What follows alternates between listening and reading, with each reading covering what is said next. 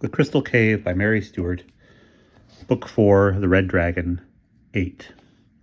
Like a drunkard who, as long as there is no wine to be had, thinks himself cured of his craving, I had thought myself cured of the thirst for silence and solitude.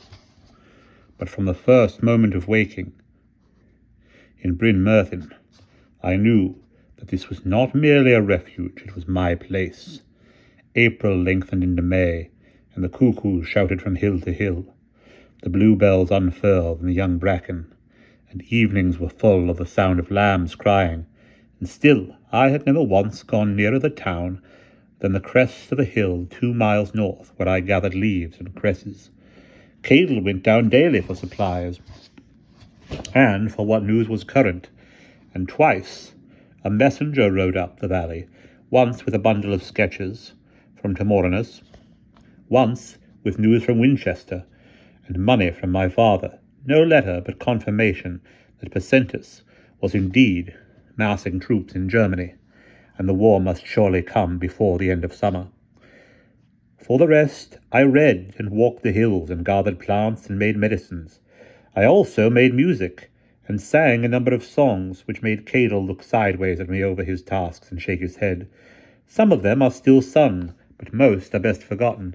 One of the latter was this, which I sang one night in May, when the town, with all her wild clouds of blossom and greybill, turned to bluebell along the breaks.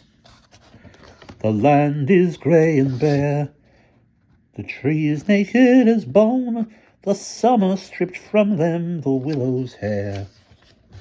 The beauty of blue water, the golden grasses, even the bird's whistle has been stolen by a girl, robbed by a girl as lithe as a willow, blithe she is as the bird on the maybough, sweet she is as the bell in the tower, she dances over the bending rushes, and her steps shine on the grey grass.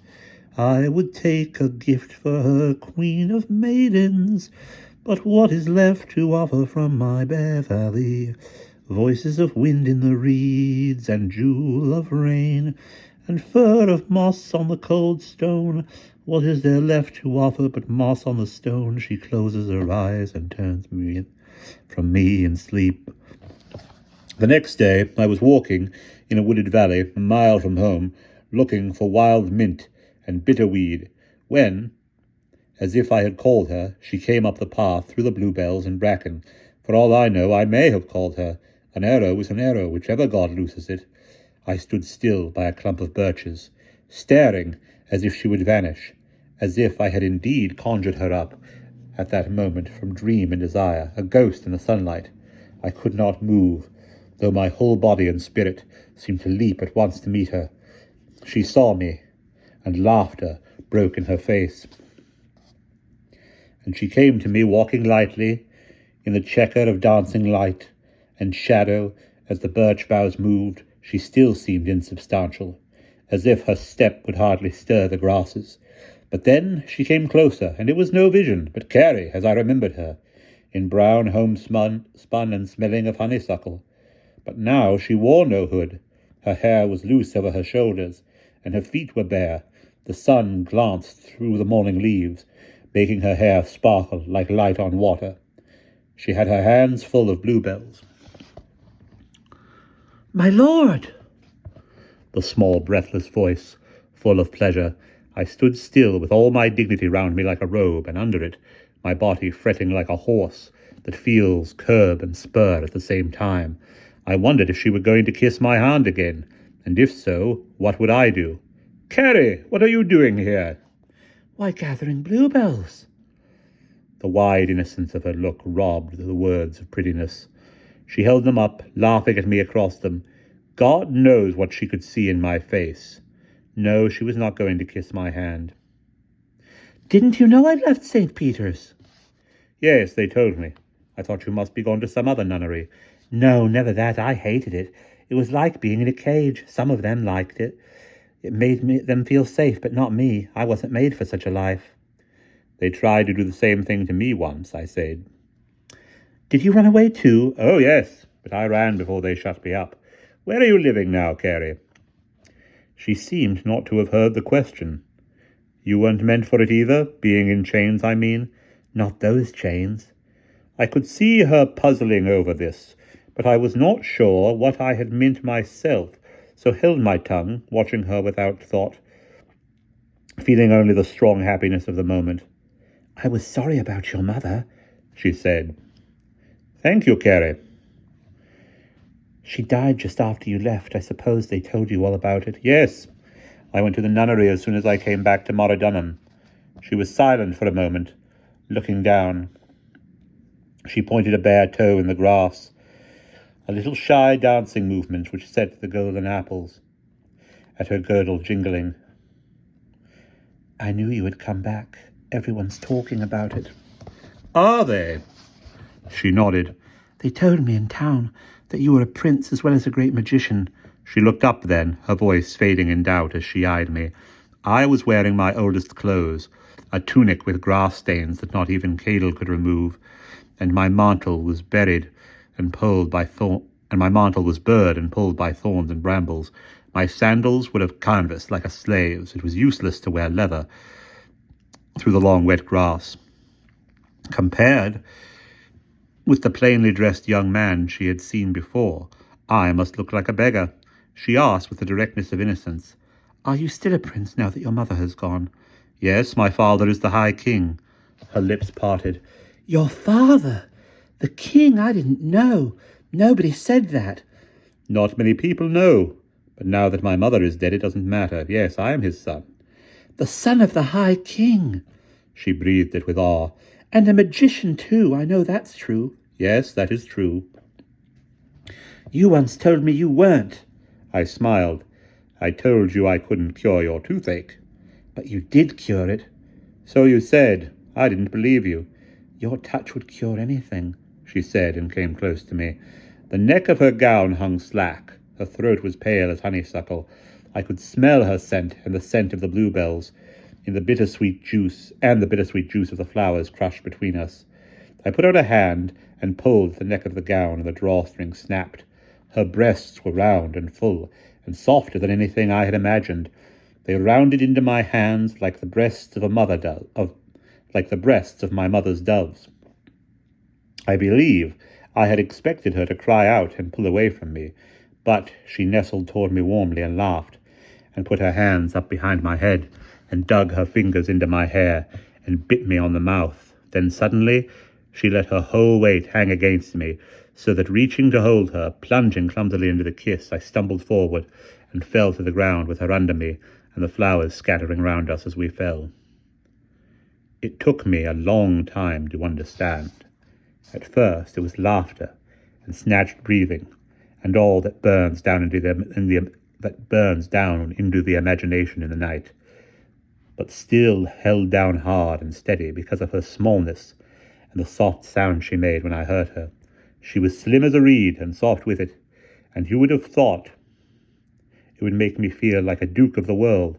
But then suddenly she made a sound deep in her throat as if she was strangling, and twisted my arm as I had seen a dying man twist in pain, and her mouth came up like something striking and fastened on mine. Suddenly it was I who was strangling her. Suddenly it was I who was strangling. Her arms dragged at me. Her mouth sucked me down. Her body drew me into that tight and final darkness. No air, no light, no breath, no whisper of waking spirit. A grave inside of a grave. Fear burned down into my brain like a white-hot blade laid across the eyes. I opened them and could see nothing but the spinning light and the shadow of a tree laid across me, whose thorns tore like spikes. Some shape of terror clawed my face. The thorn tree's shadow swelled and shook. The cave mouth gaped, and the walls breathed, crushing me. I struggled back out, tore myself away, and rolled over, apart from her, sweating with fear and shame. What's the matter? Even her voice sounded blind. Her hands still moved over the space of air where I had been. I am sorry, Carrie. I'm sorry. What do you mean? What's happened? She turned her head in its fallen flurry of gold. Her eyes were narrow and cloudy. She reached for me. Oh, if that's all, come here. It's all right. I'll show you. Just come here. No. I tried to put her aside gently, but I was shaking. No, Carrie, leave me. No. What's the matter? Her eyes opened suddenly wide. She pushed herself up on her elbow. Why, I do believe you've never done it before. Have you? Have you? I didn't speak. She gave a laugh that seemed meant to sound gay, but came shrilly. She rolled over again and stretched out her hands. Well, never mind. You can learn, can't you? You're a man, after all. At least I thought you were. Then suddenly, in a fury of impatience, Oh, for God's sakes, hurry, can't you? I tell you, it'll be all right. I caught her wrist and held them. Carrie, I'm sorry, I can't explain, but this is... I must not, that's all I know. No, listen, give me a minute. Let me go! I loosed her, and she pulled away and sat up. Her eyes were angry. There were flowers caught in her hair. I said, This isn't because of you, Carrie. Don't think that. It has nothing to do with you. Not good enough for you, is that it? Because my mother was a whore? Was she? I didn't even know. I felt suddenly immensely tired.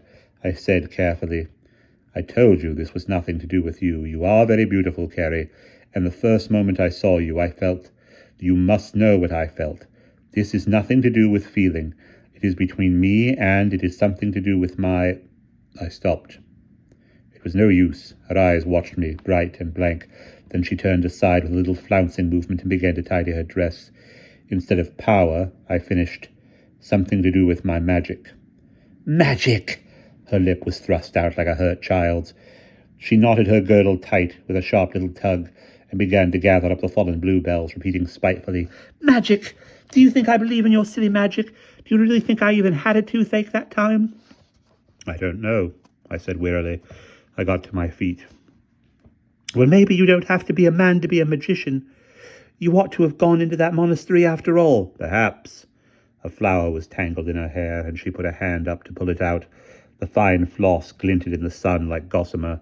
My eye caught the blue mark of a bruise on her wrist. Are you all right? Did I hurt you? She neither answered nor looked up, and I turned away. Well, goodbye, Carrie. I had gone perhaps 6 steps when her voice stopped me. Prince, I turned. So you do answer to it, she said. I'm surprised, son of the High King you say you are, and you don't even leave me a piece of silver to pay for my gown. I must have stood staring like a sleepwalker. She tossed the gold hair back over her shoulder and laughed up at me. Like a blind man fumbling, I felt in the purse at my belt and came out with a coin. It was gold. I took a step back towards her to give it to her. She leaned forward and, still laughing, hands out, cupped like a beggar's. The torn gown hung loose from the lovely throat. I flung the coin down and ran away from her up through the wood. Her laughter followed me till I was over the ridge and down in the next valley, and had flung myself on my belly beside the stream, and drowned the feel and the scent of her in the rush of the mountain water that smelled of snow. And that's the end of chapter 8.